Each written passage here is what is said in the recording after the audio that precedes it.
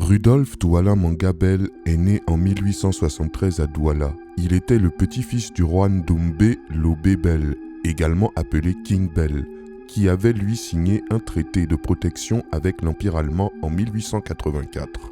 Rudolf Douala Mangabel étudie en Allemagne avant de retourner au Cameroun pour aider son père à gouverner le royaume de Douala. Il lui succède le 2 septembre 1908. Ayant acquis une certaine connaissance du droit allemand, certaines sources affirment qu'il a étudié le droit à l'université de Bonn. Le roi Rudolf Douala Manga a eu l'occasion de travailler pour l'administration coloniale tout en régnant sur son pays. Mais à son retour, il est rapidement désabusé par la domination allemande.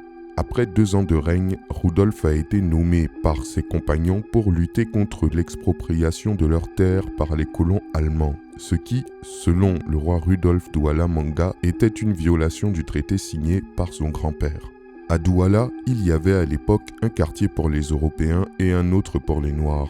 Les Allemands voulaient tenir des indigènes éloignés du plateau Jos, l'actuel Bononjo, le district administratif de Douala, parce qu'ils les accusaient de propager le paludisme. Rudolf Douala Mangabel déplace bientôt son combat vers l'arrière-pays où il appelle à la rébellion. Il établit un réseau tentaculaire et réussit à avoir des alliés à l'intérieur du territoire du Cameroun. Son combat trouve également un écho chez les sociodémocrates du Reichstag, le parlement allemand qui comprennent la cause de l'autodétermination d'un peuple.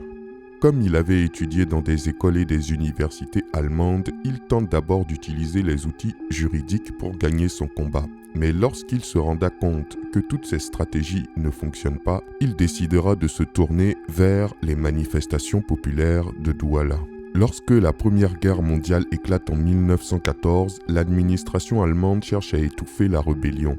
Elle poursuit Rudolf Douala Mangabel. Il est arrêté le 7 août 1914 et condamné à mort pour haute trahison. Le colonel Zimmermann lui permettra d'enlever ses chaînes pour dire au revoir à sa reine et à ses princes. Rudolf Douala Mangabel aurait pu s'enfuir, mais il décida de revenir le lendemain pour faire face à sa mort. Le 8 août, le roi de Douala fut pendu. Ses derniers mots furent les suivants. « Vous pendez du sang innocent. Vous me tuez pour rien.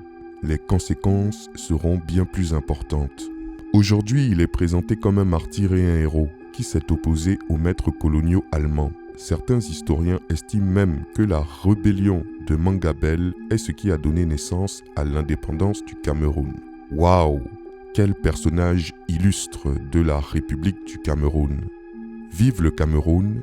Dites-moi ce que vous avez pensé de cet illustre ancêtre dans les commentaires et je vous dis à très bientôt pour une nouvelle vidéo. C'était Takashi J.